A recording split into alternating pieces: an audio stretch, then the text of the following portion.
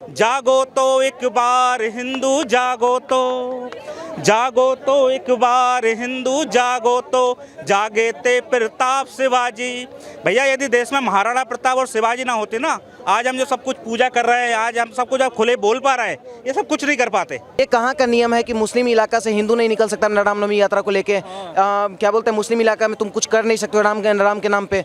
ये सब जितना भी मुगल वाले पार्टी है, जितना भी जिनका कटा फटा है, उन लोग को चेतावनी देना चाहते हैं। और इसी वजह से हम लोग कहीं ना कहीं हिंदू राष्ट्र की मांग कर रहे हैं। सरकार योगी जैसा होगा, क्योंकि इसीलिए यही रीजन है जिसकी वजह से योगी मॉडल हर राज्य मांगा जा रहा है। योगी जी के राज्य में ऐसा अगर कोई करता है तुरंत बुलडोजर चलता है, लेकिन कोई बंद करना चाहिए, क्योंकि कांग्रेस और बीजेपी में यही फर्क ही है। कांग्रेस जो है अकबर को पूछता है, हम लोग महाराणा प्रताप भगवत सिंह को पूछता है। संविधान में कहाँ लिखा है मुस्लिम एरिया में से कि हिंदू नहीं जा पाएगा? देश का बंटवारा नहीं हुआ था उस समय पे, मुस्लिम लीग बनी थी, उन्होंने मुस्लिम एरिया ले तो लिया पाकिस्तान। अब इन गद्दारों को या तो पाकिस्तान भेज दो या बांग्लादेश भेज दो। और ममता बानो है जो इनका हित कर रही है। क्या कभी हिंदुओं ने ईद पे, बकरीद पे या ताजिया पे पथराव किया? नहीं किया। फिर हिंदू धर्म के त्योहारों पे पथराव क्यों हो रहा है? तो मोदी जी ने तो सीए प्रोटेस्ट के टाइम पे कह दिया था, इन पत्थरबाजों को कपड़ों और टोपी से पहचानो। और हमने टोपी और कपड़े देख लिए सासाराम में भी, चाहे वो वडोदरा हो, चाहे वो छत्रपति संभाजी नगर हो। भारत में रहेगा जो भारत में रहेगा, जो भारत की बात करेगा, वंदे मातरम बोलेगा, भारत माता की जय बोलेगा, वो ये देश में वास्तव में रह सकता है। इसके अलावा कोई नहीं रह सकता। जहाँ मुस्लिम पॉपुलेशन ज़्यादा है वहाँ मिनी पाकिस्तान घोषित कर दिया जाता है वहाँ की लोकल पॉपुलेशन द्वारा। हम हिंदू कहाँ है? हिंदू हो जाए तो ये दिक्कत ही नहीं है ना। फिर ये जो पत्थरबाजी होती है, मारकाट होती है, वो सब बंद हो जाएगी। लेकिन हिंदू होता ही नहीं है और उसी का फायदा राजनेता उठाते हैं। इसी वजह से केंद्र भी कोई एक्शन नहीं उठा रही है। तुम मुद्दा लेके चलोगे हिंदुत्व का, उसके जरिए सरकार बनाओगे और बाद में हिंदुओं को ही खत्म करने का प्रयास करोगे, तो ये बहुत ज़्यादा दिन नहीं चलेगा ना। अगर मैं बीजेपी से मांग कर रहा हूँ, अगर आप नहीं लगा सकते राष्ट्रपति शासन, तो आप भी इस्तीफा दे दीजिए। देखिए, सबसे पहले तो हम जैसा बोलते थे मुगल का पैदाइशी वाला पार्टी है, तो ये मुगल का पैदाइशी वाला पार्टी है। जितना भी सब कोई, समाजवादी हो, टीएमसी हो, कांग्रेस हो, या मेरा बिहार का आप उठा लीजिए जदयू आरजेडी। क्योंकि दंगा सिर्फ वहीं नहीं हुआ है, दंगा आपको संभाजी नगर में हुआ है, महाराष्ट्र में भी हुआ है, और आपको यहाँ भी हुआ है। क्या बोलते हैं, नीतीश चाचा के भी जिला में हुआ है। तो बिहार शरीफ में आपको बता दें कि 144 धारा लागू किया गया है। पहले दंगा करवाओ, पहले मारपीट करवाओ, हिंदू मुस्लिम राइट करवा दो, उसके बाद जो है धारा लगा दो। हम ये कहना चाहते हैं तो मतलब कि इस देश सेक्युलर का है, ठीक है, लेकिन इस देश में सेक्युलर कंट्री में सेक्युलर इसको बोला जाता है, लेकिन सेक्युलर इसमें सिर्फ हिंदू रहता है। ये कहाँ का नियम है कि मुस्लिम इलाका से हिंदू नहीं निकल सकता रामनवमी यात्रा को लेके? क्या बोलते हैं, मुस्लिम इलाका में तुम कुछ कर नहीं सकते हो राम के नाम पे। ये सब जितना भी मुगल वाले पार्टी है, जितना भी जिनका कटा फटा है, उन लोग को चेतावनी देना चाहते हैं। और इसी वजह से हम लोग कहीं ना कहीं हिंदू राष्ट्र की मांग कर रहे हैं, क्योंकि हिंदू राष्ट्र बनने के बाद जितना भी कटा फटा वाला पार्टी है, ये लोग का औकात नहीं रहेगा कुछ करने का। और जितना भी पत्थरबाज पैदा हो रही, पत्थरबाज अपने आप नहीं आ रहा है, कहीं ना कहीं सरकार पैदा कर रहा है। क्योंकि अगर सरकार योगी जैसा होगा, क्योंकि इसीलिए यही रीजन है जिसकी वजह से योगी मॉडल हर राज्य मांगा जा रहा है।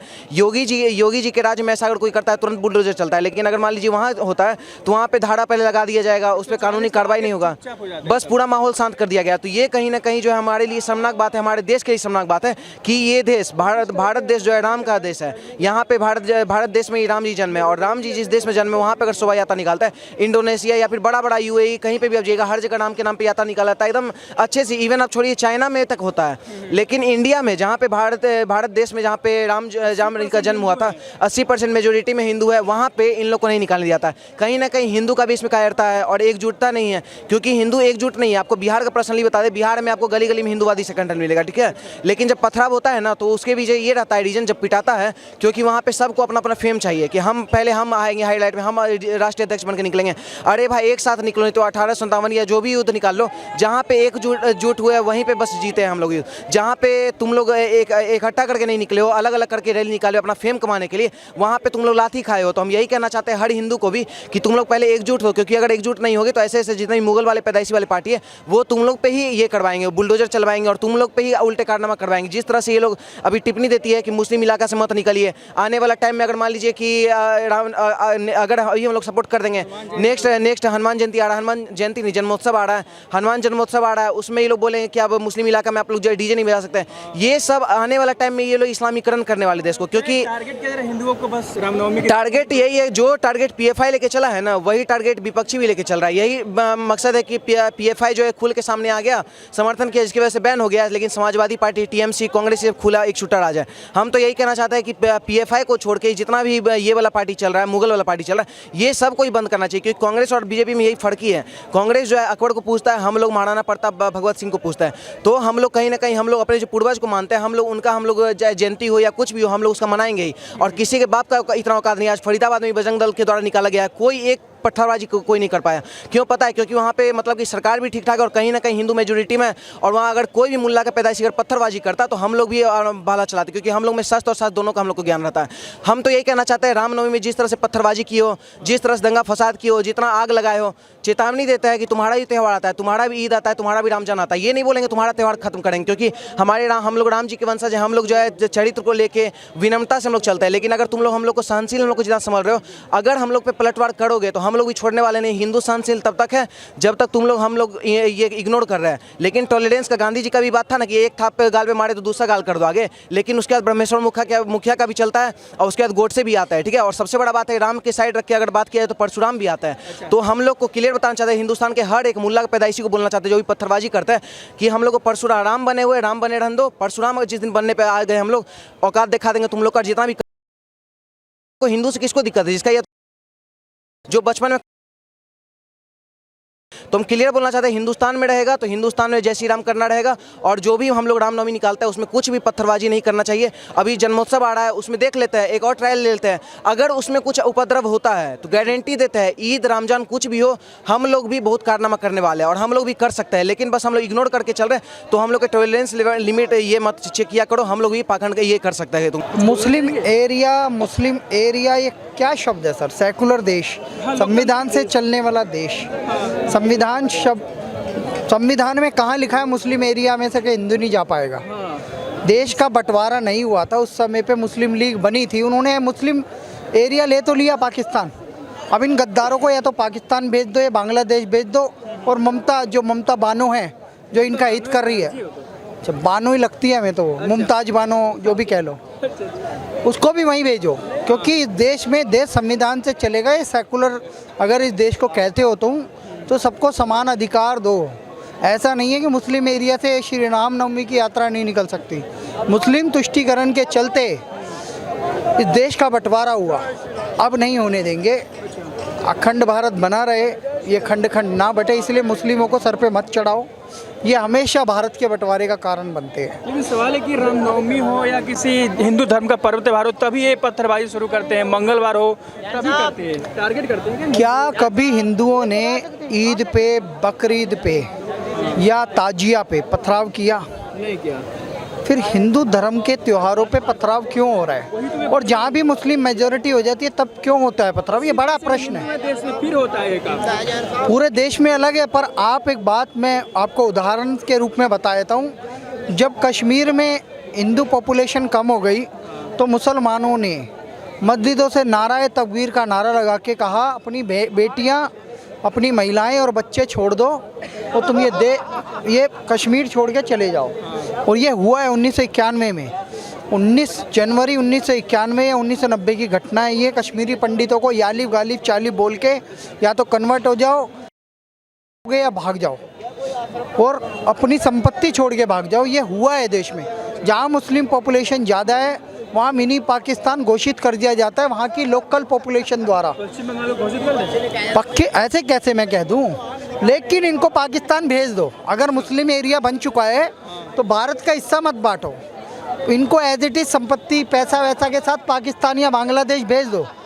क्योंकि भारत में ये सब नहीं चलेगा। ए नो चौल बो दीदी, अब आप सुधर जाओ नहीं तो राष्ट्रपति शासन लगेगा और आपको सबक सिखाया जाएगा। मैं तो कहूँगा राष्ट्रपति द्रौपदी मुर्मू, प्रधानमंत्री नरेंद्र मोदी और होम मिनिस्टर अमित शाह तुरंत कार्रवाई करें और पश्चिम बंगाल में हिंदुओं के हितों को ध्यान में रखते हुए वहाँ राष्ट्रपति शासन लगाएं। अब अत्याचार बर्दाश्त नहीं किया जाएगा, टोलाबाजी बर्दाश्त नहीं की जाएगी और इस तरीके का राजनीतिक आतंकवाद हम बर्दाश्त नहीं कर सकते, तुष्टिकरण बर्दाश्त नहीं कर सकते। एक आरोप लगता है कि जातिवाद की राजनीति बीजेपी करती है, उससे ज़्यादा तो कहीं ममता बनर्जी खुद कर रही है। जातिवाद कहाँ यार, इस देश की राष्ट्रपति जनजाति है, मोदी ओबीसी जाति से आते हैं। लगता है लेकिन भाई लगाने वाले लगाते रहेंगे, मुस्लिम तुष्टिकरण तो आप ही कर रहे हो। एएनआई का ट्वीट पढ़ो ना सर, आपने पहला प्रश्न क्या किया कि मुस्लिम एरिया इस देश में कैसे आ गए, तो यही तो प्रश्न है। इस एक प्रश्न पे सारे मीडिया को अड़ जाना चाहिए। भाई मुस्लिम एरिया इस देश में कैसे आ गया, मुस्लिम इस देश में कैसे आ गया एरिया, इस देश में मुस्लिम एरिया कैसे आ गया। साले उसको जब तक वो माफ़ी ना मांग ले तब तक उसे माफ़ मत करो। आप ही के जैसे एक पत्रकार ने बाकायदा ममता बनर्जी से सवाल किया कि वहाँ पे कुछ अल्पसंख्यक मुस्लिम लोग पथराव कर रहे थे, डोमिनोज की दुकानें तोड़ रही थी, डोमिनोज वालों की क्या गलती है, उनकी बाइकें गिरा रहे थे। तो उस पर जब प्रश्न किया तो वो कह रहे मुसलमानों ने कुछ किया ही नहीं, बदल गई। और लाइव वीडियो में बदल गई, लाइव वीडियो चल रही थी। तो मोदी जी ने तो सीए प्रोटेस्ट के टाइम पे ही कह दिया था इन पत्थरबाजों को कपड़ों और टोपी से पहचानो, और हमने टोपी और कपड़े देख लिए सासाराम में भी, चाहे वो वडोदरा हो, चाहे वो छत्रपति संभाजी नगर हो, चाहे वो पश्चिम बंगाल हावड़ा हो, हर जगह टोपी और कुर्ता नजर आया है।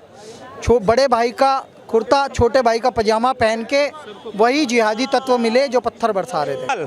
केवल एक साल नहीं, हर साल वहाँ पर ये दंगे हो रहे हैं। भाई इस समय तो हम वास्तव में एक ऐसे काल में हैं, जो मोदी काल मतलब अभी तक का मैं आज के युग का राम काल बोल सकता हूँ, है ना, रामराज। तो भैया आपके रामराज में ये क्या हो रहा है, रावण राज चल रहा है। आप तुरंत वहाँ पर राष्ट्रपति शासन लगाइए, और मैं तो बोलता हूँ जो नेता इनको सपोर्ट कर रहे हैं उनको गिरफ्तार करिए, और राजद्रोह के केस में उनकी सज़ा होना चाहिए।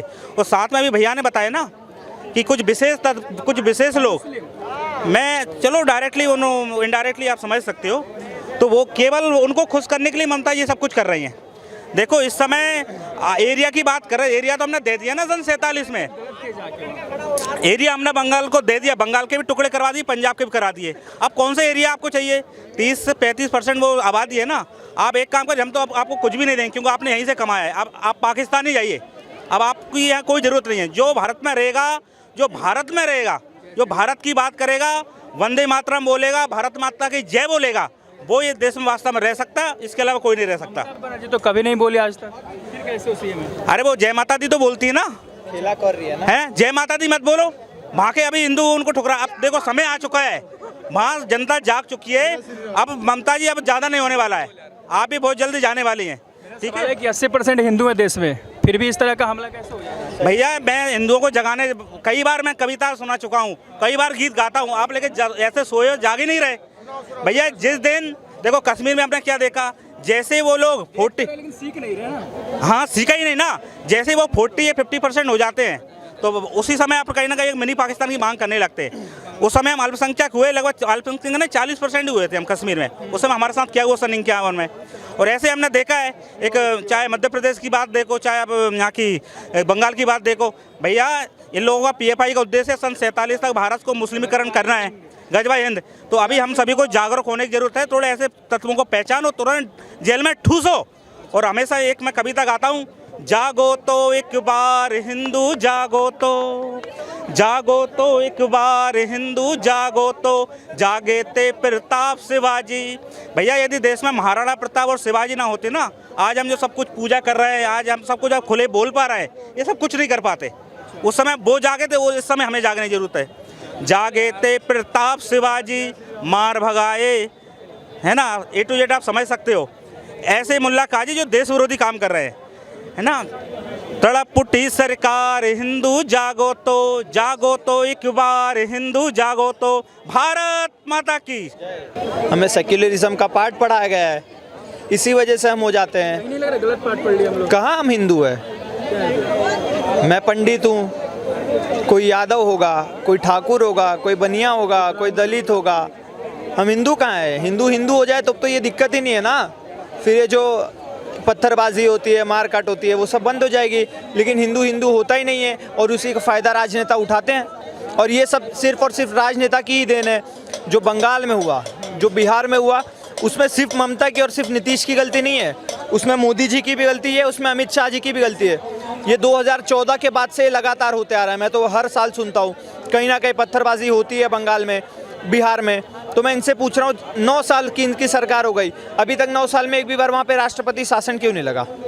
सीबीआई जांच करने जाती है बंगाल में, ऐसी पूरे भारत में ऐसी एक लौती सरकार है जहाँ पे सीबीआई को ही अरेस्ट कर लिया जाता है। बताओ, फिर भी केंद्र सो रही है, केंद्र उनके सहयोग की बात करती है। मतलब तुम केंद्र भी इनडायरेक्टली चाहती है कि मतलब हिंदू अल्पसंख्यक बन जाए, इसी वजह से केंद्र भी कोई एक्शन नहीं उठा रही है। तुम मुद्दा लेके चलोगे हिंदुत्व का, उसके ज़रिए सरकार बनाओगे और बाद में हिंदुओं को ही ख़त्म करने का प्रयास करोगे, तो ये बहुत ज़्यादा दिन नहीं चलेगा ना। अगर मैं बीजेपी से मांग कर रहा हूँ, अगर आप नहीं लगा सकते राष्ट्रपति शासन तो आप भी इस्तीफा दे दीजिए, वरना 2024 में आपका आना मुश्किल हो जाएगा। कठोर कानून या हिंदू राष्ट्र की बात करते हैं तो बस बात ही हो रहा है कि कुछ विशेष कुछ अब सरकार से तो हमें कोई उम्मीद नहीं है। धीरेन्द्र शास्त्री जी हो गए, टाइगर राजा सिंह जी हो गए, नुपुर शर्मा हो गई, कालीचरण जी हो गए, ऐसे तमाम लोगों से हमें उम्मीद है, हम उन्हीं से उम्मीद है कि वही अगर कुछ करवा सकते हैं हिंदू राष्ट्र के लिए तो करवा सकते हैं, वरना सरकार से तो हमें कोई उम्मीद नहीं है। अब आप देख लीजिए महाराष्ट्र में हुआ, नाम बदला, औरंगाबाद से संभाजी नगर हुआ, उसके बाद यहाँ पे पथराव शुरू हो गया, पुलिस तक की गाड़ियाँ जल गई। तो मतलब जब पुलिस ही सुरक्षित नहीं है तो हमें वो सुरक्षा क्या प्रदान करेंगे? और उसके बाद ही मैंने आज ही देखा कहीं पे कि अब महाविकास आघाड़ी जो है वहाँ पे रैली की तैयारी कर रही है। तो मतलब कहीं ना कहीं उन सब की सोची समझी साजिश है।